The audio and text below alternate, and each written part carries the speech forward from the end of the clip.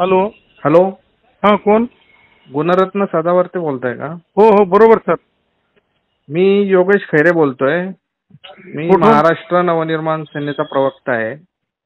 हा, मी ओळखत नाही हो.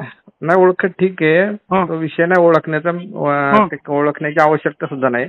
हा. विषय असा आहे की तुम्ही हा. जी भूमिका मांडताय ती योग्य भूमिका आहे, संविधानिक भूमिका आहे, नाही ना, नाही, कायदेशीर आहे. ऐका, सुप्रीम कोर्टापर्यंत लढू. ते तुमच्या राज ठाकरेंना तुमचं उत्तर द्यायला सांगा. तुमचं कायद्याचं ज्ञान फार कमी आहे, एक लक्षात तुमचं घ्या. ज्ञान आहे. तुम्ही कशाला फोन करायला? तर राज ठाकरेला फोन कर ना बाबा.